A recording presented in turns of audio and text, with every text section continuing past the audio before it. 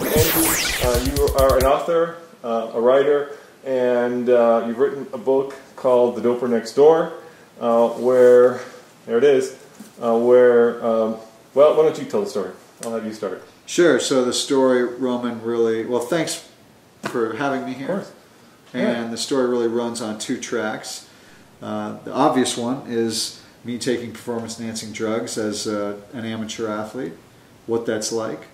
And the second track that it really runs on is Chase for the Fountain of Youth, because while I'm busy chasing finish lines, these drugs are also sort of making a middle-aged guy youngish again, and all the fun and interesting and perhaps unfortunate things that youth, when you're older, brings with it.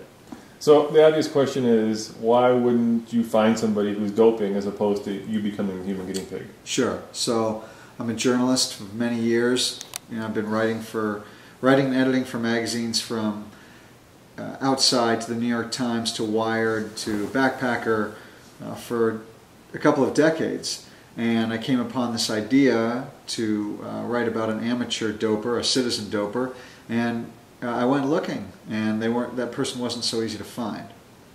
So you decided to be the guinea pig. Yeah, so they weren't easy to find because there's stigmas around performance-enhancing drugs, of course, and this was not a popular question, and I asked all sorts of people. I asked all the people that I've met as a sports-type journalist for a quarter century, coaches, amateur athletes, professional athletes. Nobody would want to talk about these things. And meanwhile, my wife was going through some hormonal issues that gave me reason as a journalist to sort of poke around, seeing that it wasn't just women that go through hormone changes as they age. It was men, and that was really surprising to me that men went through hormonal changes, and then that there's this whole market for men to take supplemental testosterone. And testosterone is all at once the male sex hormone and a drug that anybody who watches ESPN knows well as a prohibited substance in many sports, from running to triathlon to cycling to baseball and so on and so forth.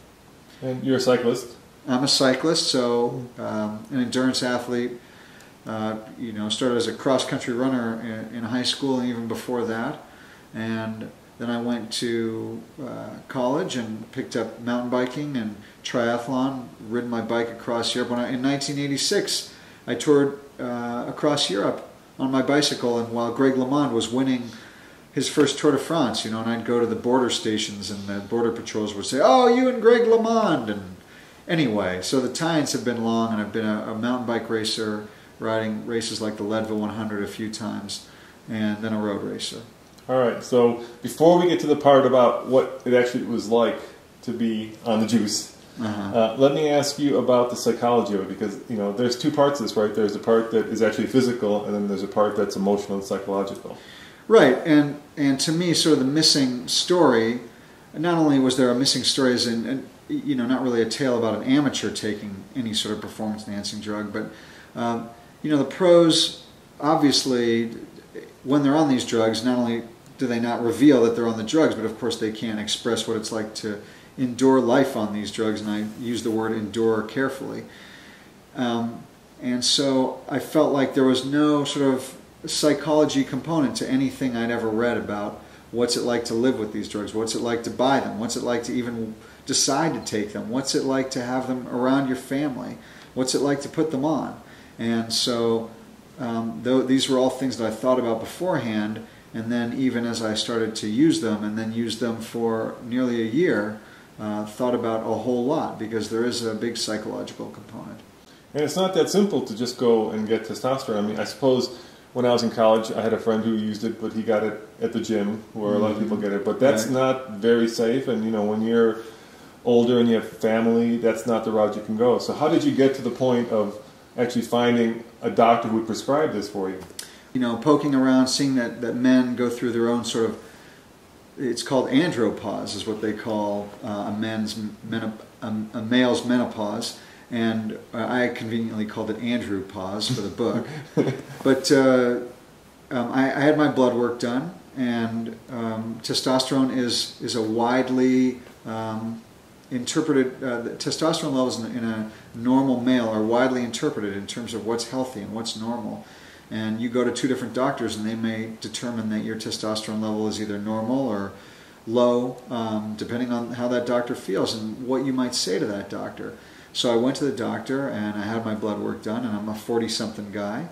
And it was the very low end of the spectrum, but my primary care physician said, that's great, it's at the low end of the spectrum, but it's still within the boundaries of normal, so I won't prescribe you a thing. Well, you know, I was on a mission at this point. I wanted to become the doper next door. I wanted to write this book, and selfishly, I kind of wanted to take the trip down the rabbit hole. I wanted to feel young again, see what that felt like.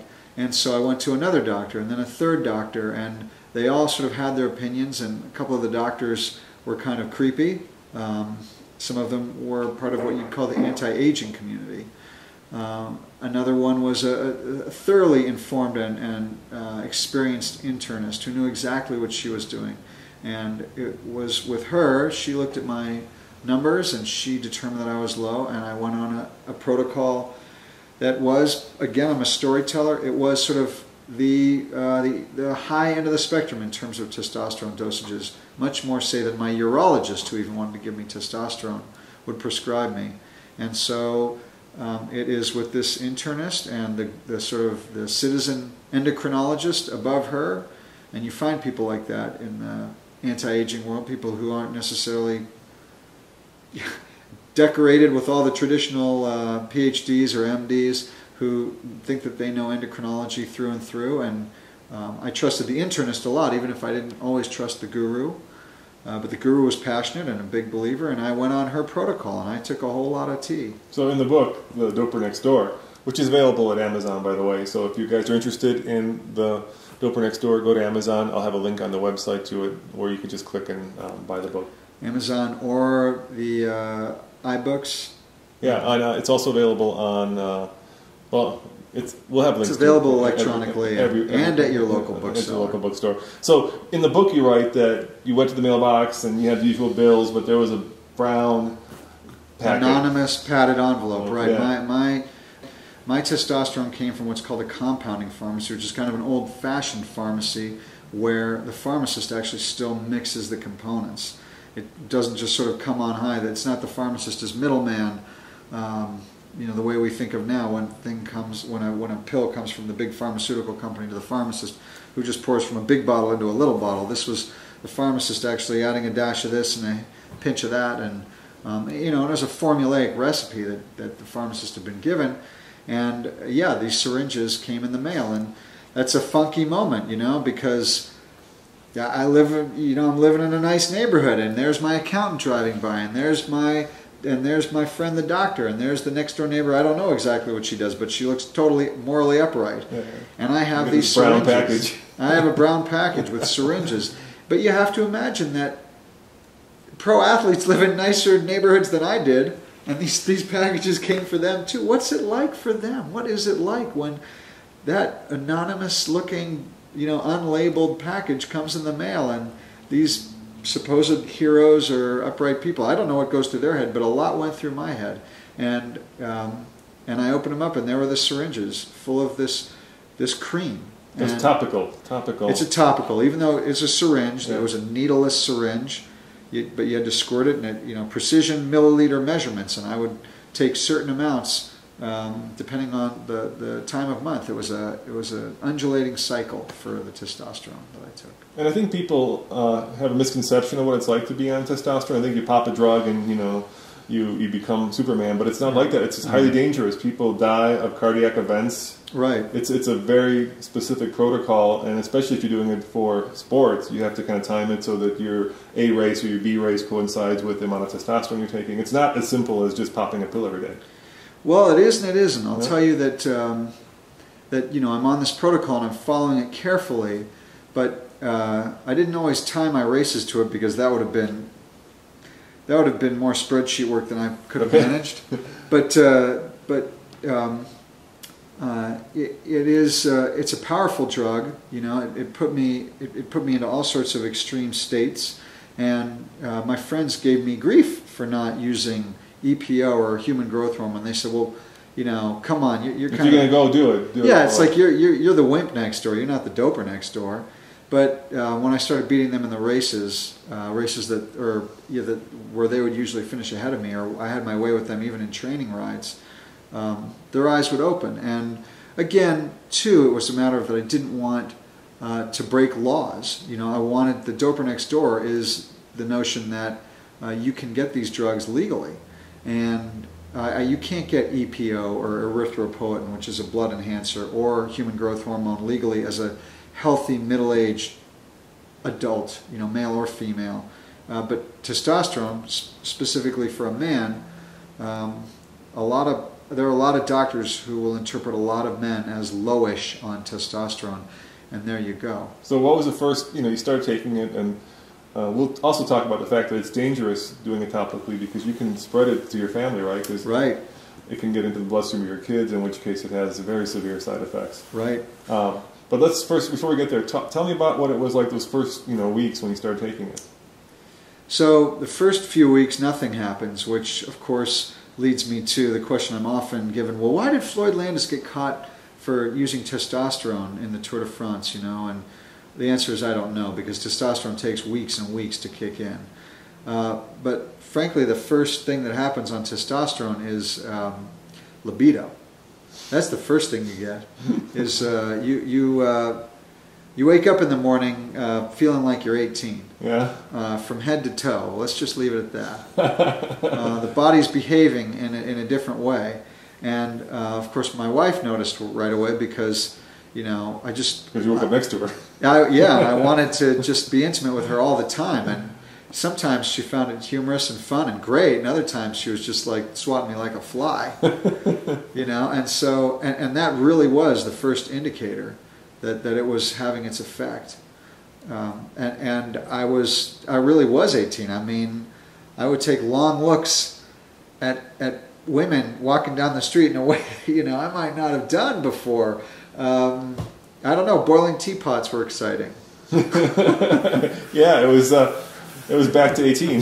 It was back to 18, that's right. That's got to be a great thing and a tough thing, because once, you know, when you know that you're getting it because of this kind of quote unquote, it's not illegal at that point, but illicit, or... And it's an external source, it's not really you, and so it's not coming from you, yeah. You're kind of having this out-of-body experience. You know, I'm 43 years old, and suddenly I'm like 18 with 25 years experience, right? Yeah. And I'm kind of looking at myself, and sometimes I'm kind of mocking myself, like, what a fool you are. Look, you just can't stop staring at that woman. What is with you? And you're really sort of noticing this in yourself, and you can't help yourself. And then there are other times where you're just not self-conscious about it, and you're just letting it go and sort of letting it rip and being in that moment. And, you know, but it's kind of obnoxious sometimes and a little silly. And sometimes you just don't really feel like who you are. So I mean, we're just talking libido. Of course, there are plenty of other sensations. In the book, you talk about one of the criterions you wrote, where normally you would ride with this guy, I forget his name, Innes. Yeah. And, you know, he typical kind of age group athlete where he was always the better of the two, and you'd be, you know, sucking his back wheel and just glad to be back there. And all of a sudden you're in this race and he's on your back wheel, and, you know, you tell him to take a pull and he can't do it. Right, yeah, I motioned for him to pull, and or I just basically bark at him to come around, because I've been pulling and pulling, and, you know, we've broken away. We're off the front in this crit in the San Francisco Bay Area, and, you know, we're 2/3 the way through the race, and so I know that the only way we're going to win this crit is if we work together. And mind you, I fully was aware, you know, of how fraudulent it is to win on these drugs. Frankly, to me, that was part of the experience, was to do my best. But Innes, who you know, we'd talked about before the race what we were going to try and do, and he couldn't hang with me. And there were that whole criterion when I was leading lap after lap. There was a lot of joy, because I ultimately dropped Innes. Innes went back into the pack, and I went round and round by myself for a while, and it was equal parts fun and glory, and all the vanity and all that you could imagine leading a race as a 40-something guy could be. It was just fun. You're just sort of living the dream. I mean, you are at that point Lance Armstrong, going up Alpe d'Huez in the breakaway. That's right. That's right. You really have that sensation of what it's like to be leading a competitive event. And granted, the peloton behind me is 25 strong as opposed to 180 elite athletes, but this is my Tour de France, right? Just like a sprint triathlon or the Ironman World Championships, it's all relative. Who's feeling the glory? And I was feeling the glory, but I was also feeling like a big phony because I knew that I was beating these people into submission because I kept recovering. I was able to slow down a little bit and then speed back up and keep the peloton at bay for a good long while. But I'm not a great bike racer, and I misjudged it, and Innes let me down, and so I couldn't pull the whole rest of the way by myself, and I ended up. But for a moment. Yeah, I got passed by a bunch of people by the end. So, did you tell your coach that you were doping? Yeah, so I couldn't tell my coach. Yeah. So my coach was a sweet guy, and one of the ways, I thought a lot about how I was going to orchestrate this whole story. So it was very premeditated that when I was living in the Bay Area that my coach was from the Northwest, right? I had no desire to live near my coach and feel all the crappy feelings that I would have felt to have to face him all the time. Much easier to I had all the hardware. I had the power meter and zip wheels and. No, I didn't have a lot of fancy bike hardware. Yeah. I blew my wad on the SRM. Yeah, okay. The power meter. It was used. And the drugs. Yeah, and the drugs. It was still $3,000 for a used SRM. Yeah. But I rode an old titanium rig, and people made fun of my bike until, I'd pass them. So my coach was far away. Unfortunately, my coach had ties to the Bay Area, and he'd show up every so often, and he'd pretty much force me to ride with him, and it was hard for me to look him in the eye. But he was confused because of my power numbers, because I went from about 260 watts to 310 watts. Forgive me, I'm geeking out here. No. People know what this is. Yeah. All right. Yeah, it's fine. So I'm about a 145-pound athlete, and I climbed from 260 to about 310, which was considerable. But the weirdest part about it, Roman, was that I just sort of flatlined at 310 for months on end, and my coach was really confused as to why and how I was not sort of going up and down in terms of my abilities. People have their A races and their B races, and the whole season for me was kind of like an A race because the testosterone was enabling me to recover. That's really how the drug, arguably, some in the endurance community say testosterone won't give you anything, but I found it to be a great recovery drug. So instead of peaking for a race and then coming back down and peaking again, you kind of peaked and stayed up here the whole time. I did, and I had, sort of that criterium was one moment of great sort of thrill and ill will and ill feeling at the same time. But really, maybe another shining moment there was in July of 2008. I raced with my best buddy, a guy by the name of Michael. In the book, I changed the names in the book. The names are pseudonyms in the book. But Michael, who's a childhood friend and who I'd been road racing with for years, we raced the Cascade Classic in Bend, Oregon, which is a big stage race. Mm-hmm. It attracts pros, it attracts all sorts of amateurs. It was 4 races in 3 days. Michael I was a Cat 4 racer, just a lowly Cat 4. Michael was a Cat 3, usually would beat me. And Cascade was the kind of course where he would beat me pretty consistently, not long. The climbs weren't long enough for me to get rid of Michael. We did the typical endurance guy trip to the race, right? We shared a room, and there was bike parts everywhere, and helmets, and all our crap was everywhere. But I'd wake up, for day 3. I remember waking up on day 2, and Michael wakes up and he's like, "How are you feeling?" And I was like, "I feel great," And Michael wasn't feeling so good because we had a time trial and a crit already, and then we had the big road race. That day. I left Michael behind in the last 20 miles. And Michael, who's been my great friend, who was in on this whole tale, who thought it was all kind of a lark, suddenly didn't find it so funny anymore that I was beating him. And then when I woke up on the last day for the circuit race, Michael was just sort of flat out weirded out and disappointed and kind of done with me because I was totally ready for that circuit race, and I finished 10th overall as a Cat 4 in my division. Came home with $20, a check I never cashed. Yeah. But Michael was sort of he felt betrayed at that point, and I felt that betrayal. You know, I felt that there was that thrill of finishing 10th, but there was also the idea that I was really undermining my own friend. Well, in the book, it's interesting. You write that you look at, or you said this last night, you look at testosterone in the bigger picture with the pros as another form of technology. Right. So it's like, you know, an aero helmet, or, you know, a better, lighter bike, or, you know, a power meter. Yeah. But it you know, technology doesn't carry that stigma, right? Well, I think that you know, the difference, of course, between a lighter frame and EPO is in the rule book, right? You can use the lighter frame, maybe at least up to a point. You can't use EPO. So, so while there are parallels, you're absolutely right. I feel like drugs are technology because they're so obviously beneficial to me. And people, of course, are sort of like, well, duh, you know, they've been busted for EPO all these years. Well, it's one thing to sort of observe that, or as a fan, I'd say, read about that, or even watch it even unfolding in front of you on television, say in the Tour de France, and it's another thing to live it. But, you know, I'm almost sympathetic now to why pro racers use these drugs, because it is, you know, they've all got the best training, they've all got the power meters, they've all got, I mean, these are Tour de France caliber athletes, they've all got the best equipment.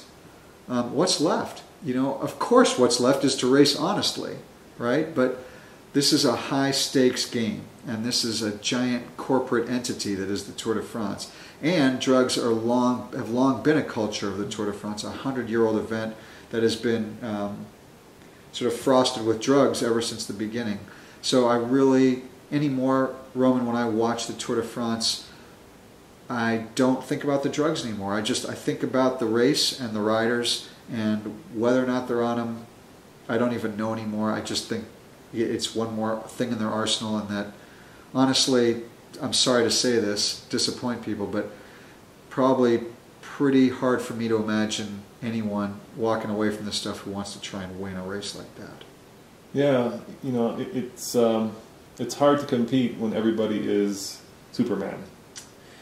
These guys are all physiological freaks to begin with, right? They're all great athletes, but they're all under a lot of pressure. And I did talk to, say, a doctor in the pro cycling community who told me that, you know, the racers would come to her because she had this open door, no judgment policy. I'm gonna listen to you if you have fears or anything to say about your drugs, and I'm not going to turn you in. However she could manage that, she managed that. But people would come to her, and they were train wrecks because they felt obligated to take these drugs to remain competitive, but they were afraid what these drugs were doing to them emotionally, even physically. But this is, there's a lot of pressure to win, and there's a lot of really good science out there that I think keeps the mice, which are the athletes, ahead of the cats, which are the doping cops. So I have to ask, do you think Lance won 7 times on the juice? I think Lance is my hero. He's a great rider. I think Lance is a fabulous person for what he's done for cancer. I think Lance has been surrounded. He's competed in a sport that's, like I just said, where drugs are part of the culture, and that some of his best competition has been busted. And so it's hard for me to imagine him transcending drugs. I don't know Lance. You know, he's obviously a very gifted athlete, and I wish him well, but it's hard for me to imagine that he was born on another planet. Now, this is a huge industry, right? We're getting into the billions of dollars in terms of how much testosterone is sold, which makes one wonder, are amateur athletes, age group athletes using? Do you have any evidence, or has anybody come to you and said, you know, this is what I do to be competitive? In my search to find a citizen doper before I sort of turned the syringes on myself, I came across a couple of them. Yeah. I nearly ruined a relationship trying to get a girlfriend to out her boyfriend to me. I found another athlete on the East Coast, had an email relationship with him until he basically said to me, there's no upside for me to talk to you, go away. And recently, you know, there have been more busts in the amateur ranks. Disappointing, but to me, pretty predictable, because I think we do as our heroes, and unfortunately, like I say, our heroes are involved with these drugs. They're trying to win because the guy next to them is doing whatever he or she, or the woman next to them is doing whatever he or she can to win. And I think we do as our heroes do, and I think sport reflects society, and I do believe that these drugs are creeping in. To what level, I don't know. I talked to an undercover cop in Florida who was a pro racer who said that Cat 5s were ripping the legs off the competition in Tuesday night rides, you know, riding like extraterrestrials. How are they doing that?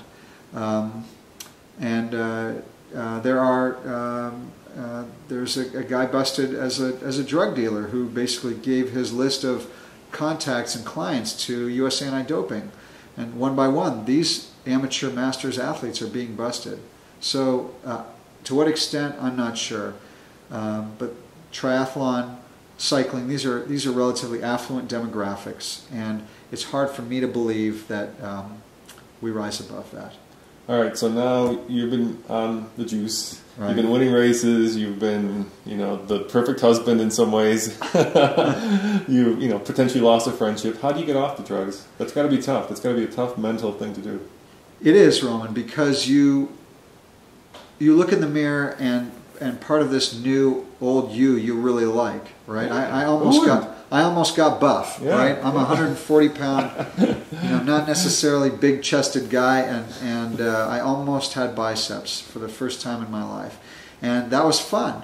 And now that libido was kind of like a toy and a swagger, but I also had, you know, the phrase roid rage is not one that science embraces. The science community is convinced that it's not real, but what some scientists do believe is that if you're predisposed to having a quick temper, that something like testosterone can accentuate that. And unfortunately, Roman, in that way, I'm not the best candidate for a book about taking testosterone, because as my buddies could tell you, you know, from the time I was little, I had a quick temper. I mean, you know, not awful, and I didn't go off in you know, utterly heinous ways, but I lashed out against my wife and in front of my child. I have 2 children, right, and they were 6 and 8 during this experiment, and I scared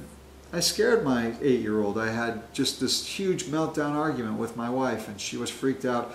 You know, you got to get off this stuff, and it was almost like this really sort of pathetic made-for-TV movie moment with melodrama, but it was real and it was sad, and that was one reason to get off the stuff. The other reason, as you mentioned earlier, was that there are cases, FDA documented cases of this cream not being absorbed by my body fast enough and getting onto, by way of sheets or towels or clothing or just rubbing bodies together, my testosterone cream rubbing off on my children and virilizing them and basically having them develop abnormally at a young age. So those were scary things and great motivators to walk away. But like I said, walking, you know, you have this new old you. And I false started a couple times. I tried to get off the drugs a couple times, unable to. And it finally took this sort of cold turkey, I have to do this moment to get off the drugs. And my wife and I sort of laughed about my hormonal imbalances for a while, but I was sort of menopausal for a while. I had the night sweats and the surliness and the loss of libido and the depression, just the way a woman does while enduring menopause.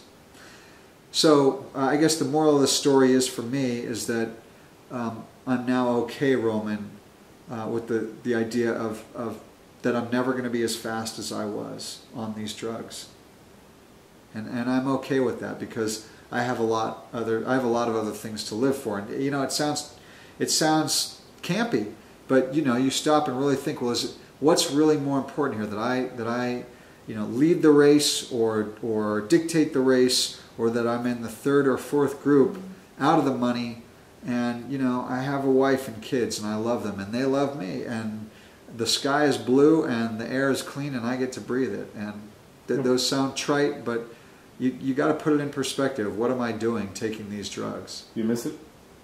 and I miss it. Yeah. Yeah. And I miss, sometimes that libido came in handy, and the swagger came in handy. I'd enter a race with just real confidence sometimes, or just in dealing with people, I'd have a certain amount of confidence. And there's a whole industry out there. All you need to do is go to isitlowt.com to find out that the pharmaceutical companies are dying to put guys like me on the T. And the last time I visited my urologist, he looked at my testosterone levels, and as I walked out the door, he said, "I know all you've been through," because I kept him abreast. I handed him a book. I gave him a book as a gift, and as I walked out the door, he wanted to give me sample packets of testosterone gel, and I could only laugh. Yeah. All right, so don't go to Low T. Go to Amazon. Show them the book, would you, Andrew? The Doper Next Door, Get My the Strange and Scandalous Year on Performance-Enhancing Drugs. It's a fascinating read. Check it out, and maybe next time you come in 5th. Yeah. Your age group. Yeah, so don't feel so bad. I'm banned for 2 years, Oh, right? that's right. Yeah, I can't race. I got a couple years penance ahead of me. Thanks, Roman. Thank you. That was really fun. Great, thanks.